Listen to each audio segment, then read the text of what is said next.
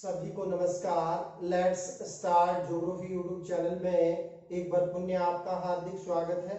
तो हमारा भारत के भूगोल का जनसंख्या टॉपिक चल रहा था, जिसमें हमने क्या है भारत की जनसंख्या की वृद्धि, उसका क्षेत्रीय वितरण पिछले वीडियो में देख लिए थे। तो आज हम भारत की जनसंख्या घनत्व का विश्लेषण करेंगे। विशेष तौर पर 2011 के आंकड़ों का यदि हम विश्लेषण करना चाहें तो उसके आधार पर भारत की जनसंख्या का अध्ययन हम करेंगे। तो देखिए, बेसिकली जनसंख्या घनत्व क्या है क्या, यानी किसी भी क्षेत्र विशेष के अंदर प्रति वर्ग किलोमीटर क्षेत्र में जो निवास करने वाली जो जनसंख्या है वो उस क्षेत्र का जनसंख्या घनत्व कहलाता है। और यह निकाला जाता है उस क्षेत्र का जो क्षेत्रफल होता है उसमें जनसंख्या को भाग देकर इसको निकाला जाता है। तो जनसंख्या घनत्व को हम इस प्रकार भी परिभाषित कर सकते हैं कि जनसंख्या घनत्व से तात्पर्य जनसंख्या एवं धरातल का एक निश्चित अनुपात से है, जिसमें जनसंख्या जमाव का इसके अंदर क्या होता है, यानी किसी भी पर्टिकुलर जो क्षेत्र होता है उस पर्टिकुलर क्षेत्र के अंदर यानी जनसंख्या का उस धरातल के निश्चित अनुपात से है, जिसमें उस क्षेत्र के अंदर जनसंख्या का जमाव की मात्रा का क्या होता है, मापन होता है। और जनसंख्या घनत्व से भूमि पर जनसंख्या का दबाव का पता चलता है। जैसे जयपुर के अंदर यानी 595 व्यक्ति प्रति वर्ग किलोमीटर जनसंख्या घनत्व पाया जाता है, लेकिन जैसलमेर में 17 व्यक्ति प्रति वर्ग किलोमीटर। तो यानी वो ऐसी क्या कारण है कि वहां जनसंख्या घनत्व ज्यादा है? तो सीधी सी बात है, राज्य की राजधानी है, औद्योगिक क्षेत्र है और मैदानी क्षेत्र के अंदर आता है और जल की उपलब्धता है। इसके विपरीत यहाँ कंडीशन थोड़ी विकट पाई जाती है। तो इस प्रकार यदि हम देखना चाहें तो कुल जनसंख्या व कुल भौगोलिक क्षेत्र के अनुपात को यानी जनसंख्या घनत्व कहते हैं। इसको गणितीय घनत्व भी कहते हैं। तो गणितीय घनत्व के बारे में भी हम यानी घनत्व कितने प्रकार का है उसका भी विश्लेषण करेंगे। प्रदेश की कुल जनसंख्या बड़े प्रदेश का जो क्षेत्रफल हो जाएगा वो क्या है, जिसको हम गणितीय घनत्व के नाम से भी संबोधित करते हैं। अब हम यानी थोड़ा सा विश्लेषण करते हैं कि जनसंख्या घनत्व भारत के संदर्भ में थोड़ा सा तुलनात्मक देखते हैं। देखिए, विश्व के अंदर यदि ओवरऑल यदि हम देखना चाहें तो जनसंख्या घनत्व पाया जाता है 2015 का यदि आंकड़ों का विश्लेषण करें, विश्व में 47 व्यक्ति प्रति वर्ग किलोमीटर जनसंख्या घनत्व है वो पाया जाता है।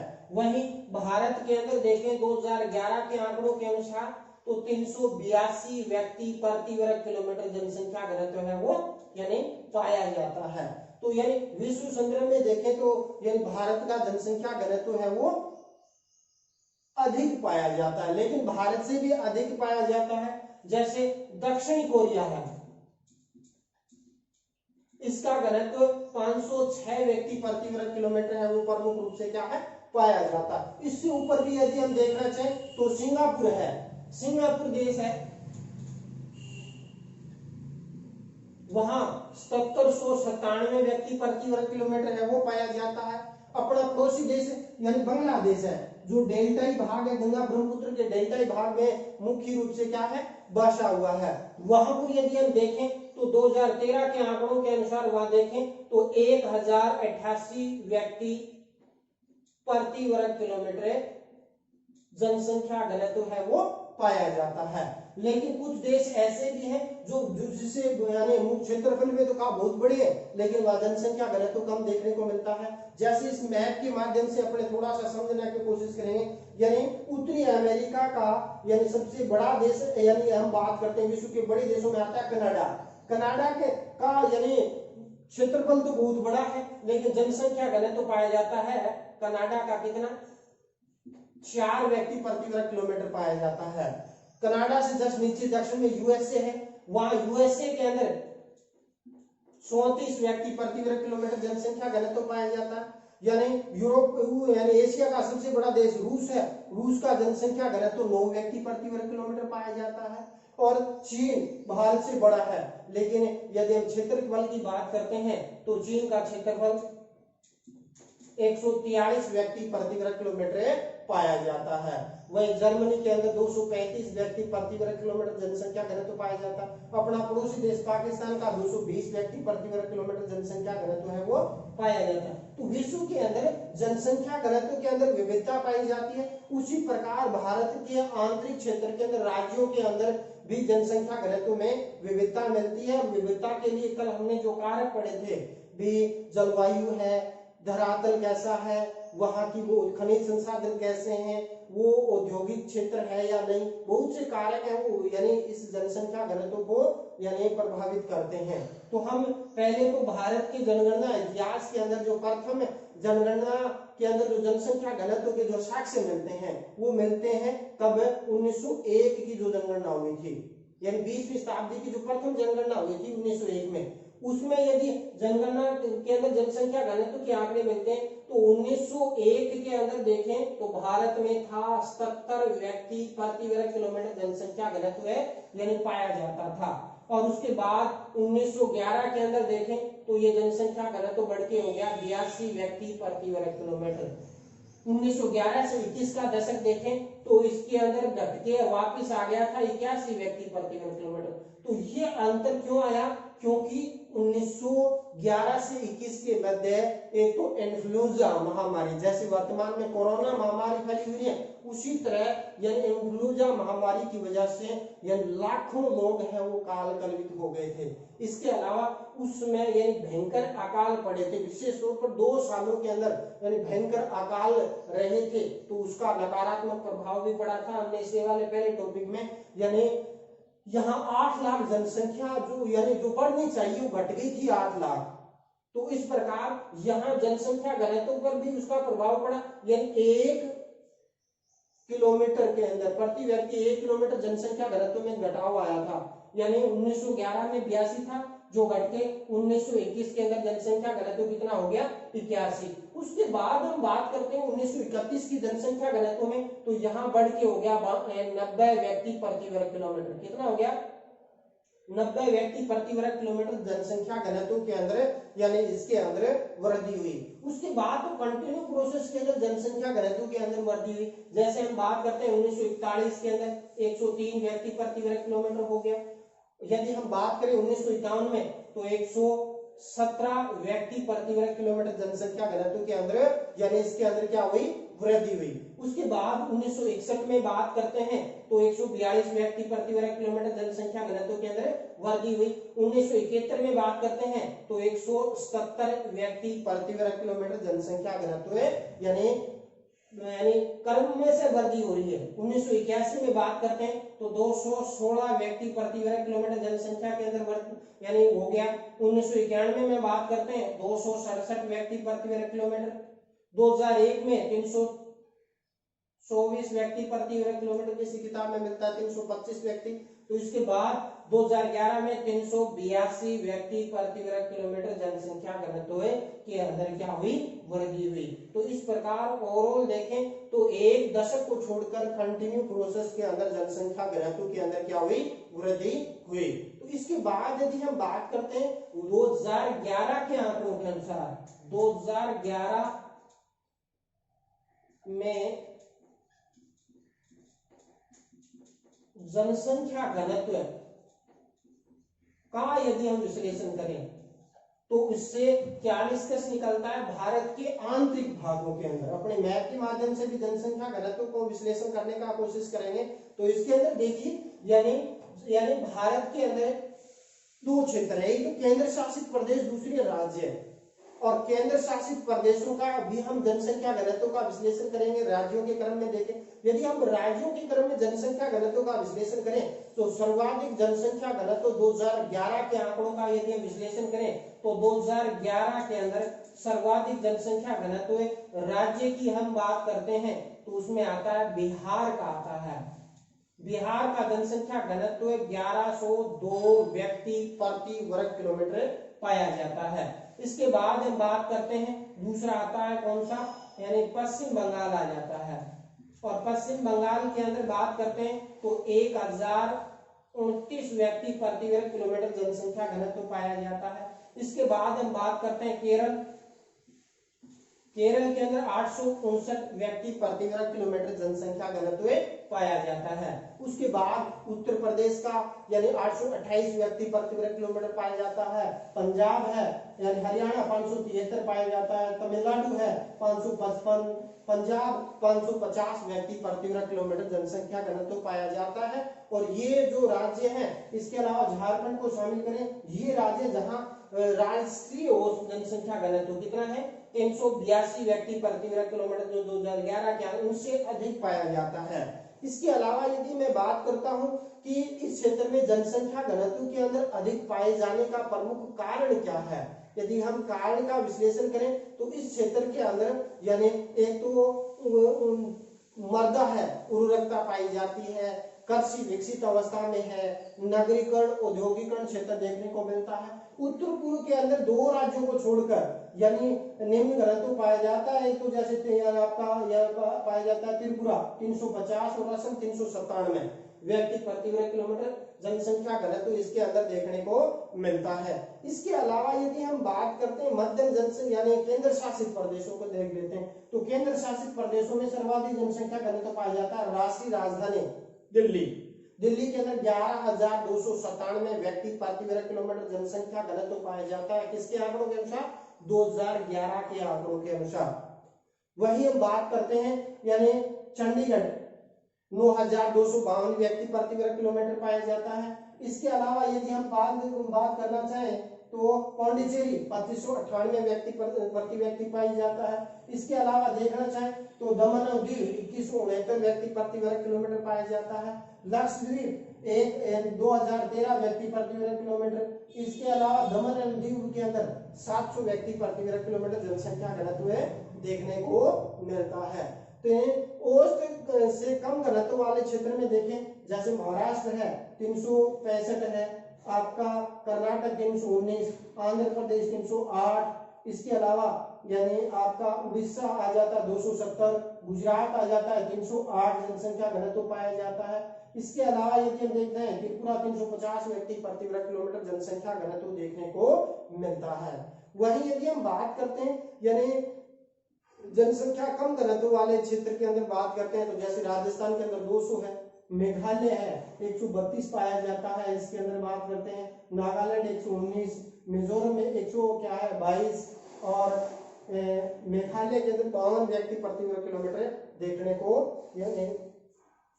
मिजोरम में यानी 52 व्यक्ति प्रति वर्ग किलोमीटर। इसके अलावा यदि जम्मू कश्मीर 124, हिमाचल प्रदेश 123 और उत्तराखंड के अंदर 189 व्यक्ति प्रति वर्ग किलोमीटर जनसंख्या घनत्व देखने को मिलता है। हम यानी ओवरऑल यदि हम देखें तो भारत के जो जनसंख्या घनत्व है उसको हम यानी औसत के आधार पर 3 प्रकारों में विभाजित कर सकते हैं।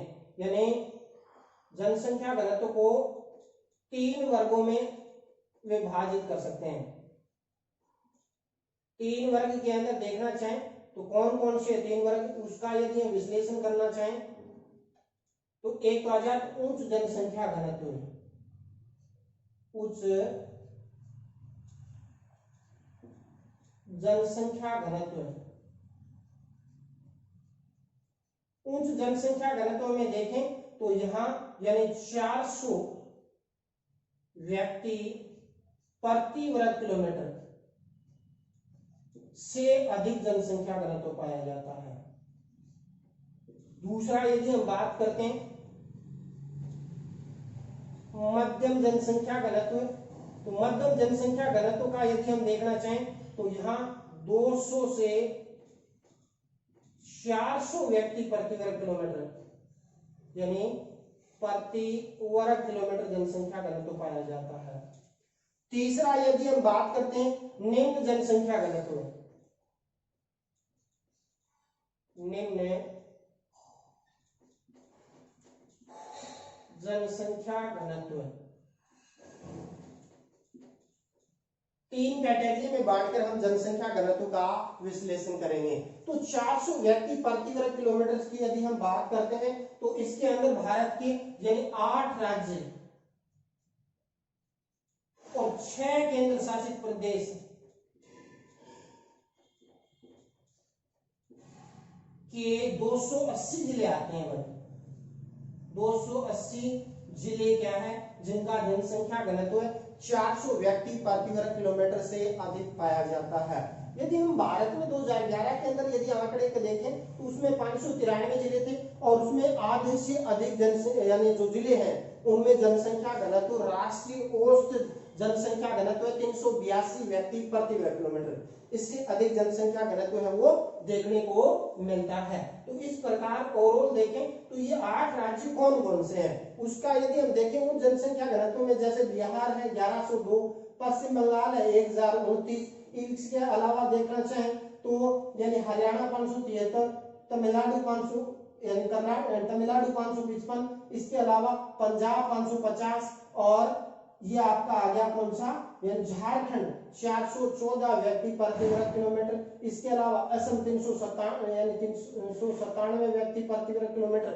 ये जो राज्य हैं इनका यानी राष्ट्रीय राजधानी यानी राष्ट्रीय औसत से अधिक जनसंख्या घनत्व देखने को यानी प्रमुख रूप से क्या है मिलता है। इसके अलावा यदि हम बात करते हैं जो ये राज्य है के अलावा दिल्ली कोलकाता का जो नगरीय क्षेत्र है या बड़े नगरी वहां 20,000 व्यक्ति यानी प्रति वर्ग किलोमीटर से अधिक जनसंख्या घनत्व इसके अंदर देखने को मिलता है। इन क्षेत्र का प्रमुख कारण क्या है जो मैंने ये राज्य गिनाए यहाँ एक तो प्रमुख कारण मृदा उर्वरक है और कृषि समृद्ध अवस्था के अंदर है और नगरीकरण और औद्योगिकरण का प्रभाव प्रमुख रूप से इस क्षेत्र के अंदर अधिक देखने को मिलता है, उच्च घनत्व मिलता है। इसके अलावा भारत की जो कर्नाटक और तमिलनाडु के जो तटीय क्षेत्र हैं इनके 33 जिलों के अंदर भी उच्च जनसंख्या घनत्व है वो यानी देखने को मिलता है। इसके अलावा यानी यहाँ प्रमुख रूप से जो उच्च घनत्व विकसित होने का कारण कृषि नगरीकरण तथा कुटीर उद्योगों का विकास इन दोनों राज्यों में अधिक हुआ है जिसके कारण यहाँ के जो 33 जिले वहां उच्च जनसंख्या घनत्व है वो प्रमुख रूप से क्या है इसके अंदर देखने को मिलता है।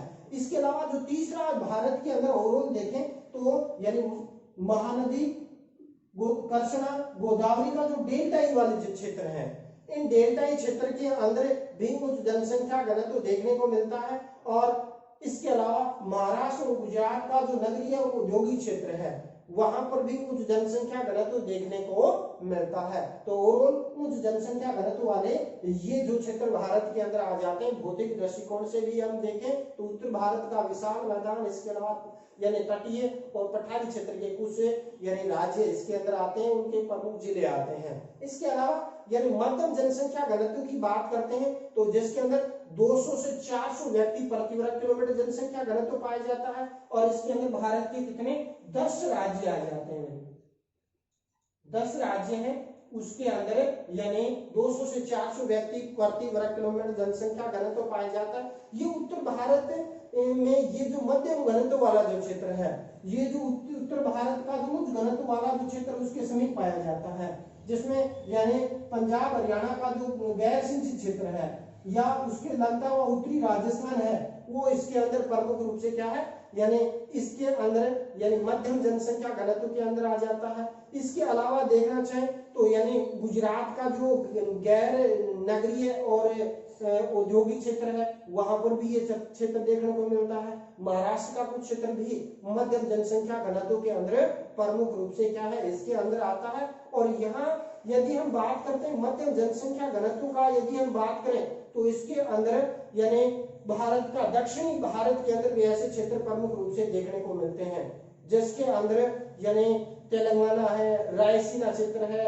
यानी जो डेल्टाई आंध्र प्रदेश का क्षेत्र है या बात करते हैं पूर्वी कर्नाटक है, आंध्र प्रदेश का मध्यम भाग है वो। इसके अलावा अन्य जो क्षेत्र प्रमुख रूप से इसी क्षेत्र के अंदर आते हैं। इस क्षेत्र के अंदर मध्यम जनसंख्या घनत्व का प्रमुख कारण है कि इस क्षेत्र के अंदर एक तो विषम धरातलीय स्थलाकृतियां पाई जाती है यानी ऊबड़ खाबड़ है, कहीं पठारी है तो इस क्षेत्र के अंदर। और साथ ही इस क्षेत्र के अंदर दूसरा बात करते हैं तो वहां कृषि विकसित अवस्था के अंदर नहीं है। और तीसरा यदि हम बात करते हैं ज्यादा कोई औद्योगिक विकास इस क्षेत्र के अंदर नहीं देखने को मिलता, सिंचाई का थोड़ा सा अभाव कम देखने को मिलता है।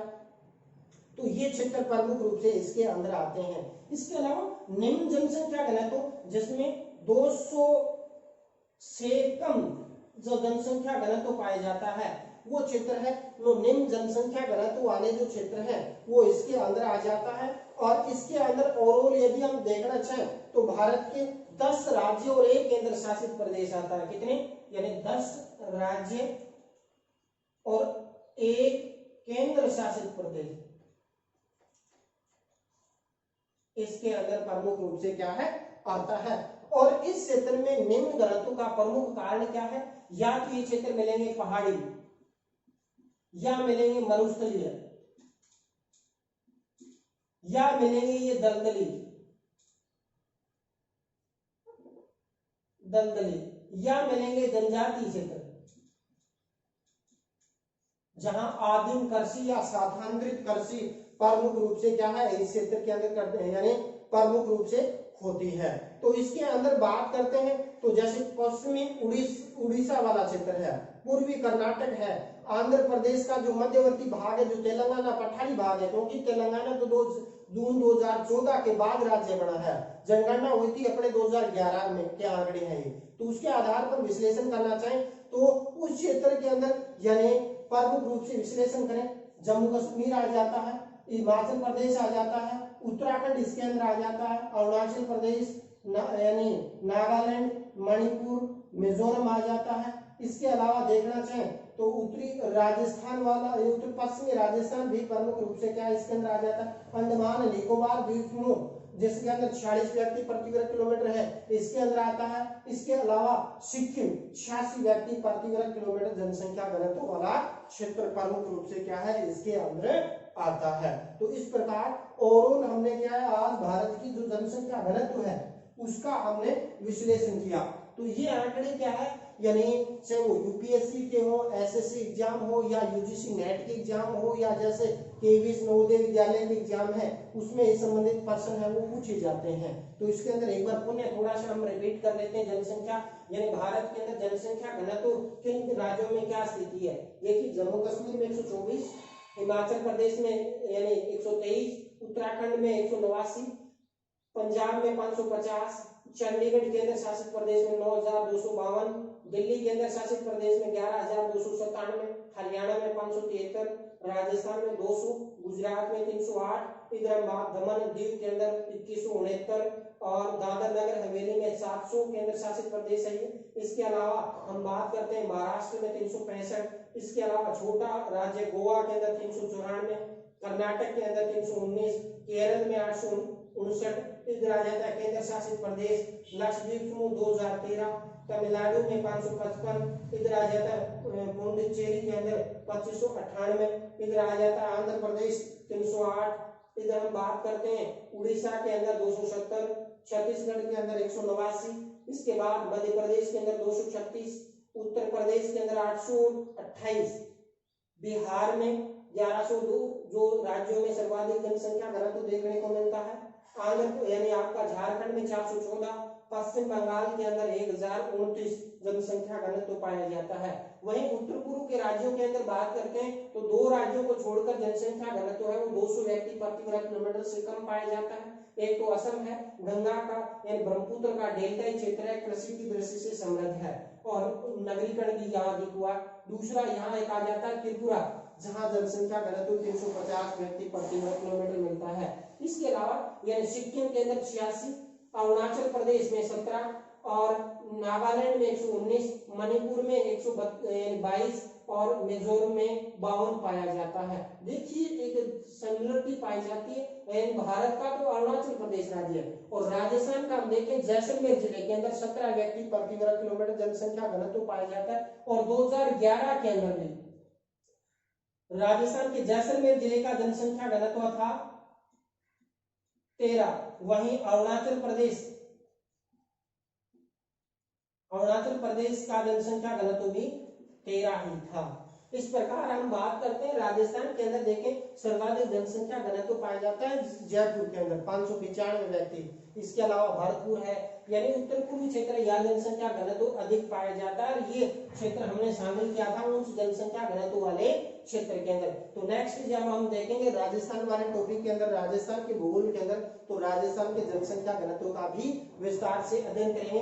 अब इसके अंदर यानी जनसंख्या घनत्व के प्रकार है। तो जनसंख्या गणितीय घनत्व तो क्या हो गया, कुल जनसंख्या बटे कुल क्षेत्रफल है, वो तो गणितीय घनत्व हो जाता है। आर्थिक घनत्व की बात करते हैं तो उस क्षेत्र की जो जनसंख्या है और वहां पाए जाने वाले जो संसाधन है उसके अंदर जब हम भाग देते हैं तो वो आर्थिक जनसंख्या घनत्व आ जाता है। इसके अलावा कायिक घनत्व के अंदर जनसंख्या बटे जो कृषि भूमि का जो क्षेत्र होता है उसमें भाग देकर कायिक जनसंख्या घनत्व को निकाला जाता है। इसके अलावा हम बात करते हैं कृषि घनत्व। देखिए कायिक घनत्व कृषि घनत्व में अंतर है। कायिक में तो क्या कुल जनसंख्या आ जाएगी और कृषि भूमि क्षेत्र आ जाएगा, वहीं कृषि घनत्व के अंदर कृषक जनसंख्या बटे कृषि भूमि का क्षेत्रफल, यानी किसान कितने हैं, कृषि में लगे हुए लोग कितने हैं, उसमें कृषि भूमि का जो क्षेत्रफल है उसका भाग देकर कौन सा यानी कृषि घनत्व निकाला जाता है। इसी प्रकार पोषण घनत्व में जनसंख्या बटे भोज्य फसलों का क्षेत्रफल आता है। इसके अलावा जनसंख्या घनत्व जनसंख्या बटे क्षेत्रफल के अंदर जनसंख्या घनत्व निकाला जाता है। तो इस प्रकार हम बात करें और आज हमने यानी भारत की जनसंख्या घनत्व का 1901 से लेकर 2077 तक और औसत जनसंख्या घनत्व का विश्लेषण किया। इसके अलावा 2011 के आंकड़ों के अनुसार यानी हम भारत के आंतरिक राज्यों का विश्लेषण किया भी कौन से राज्य में जनसंख्या घनत्व कितना पाया जाता है। इसके अलावा कुछ हमने विश्व संदर्भ में भी विश्लेषण किया कि प्रश्न कई बार ये भी बन जाता है क्या भारत का विश्व से जनसंख्या औसत घनत्व कम पाया जाता है या ज्यादा पाया जाता है, तो कम पाया जाता है 47 व्यक्ति प्रति वर्ग किलोमीटर। तो अपने पड़ोसी देशों से भी मुख्य रूप से तुलना कर लेता है तो पड़ोसी देशों में बांग्लादेश में ही सर्वाधिक जनसंख्या घनत्व पाया जाता है, बाकी के अंदर या श्रीलंका और बाकी के अंदर जनसंख्या घनत्व भारत से कम देखने को मिलता है। तो इसी के साथ आज का टॉपिक अपने यहीं समाप्त करते हैं। जय हिंद, जय भारत।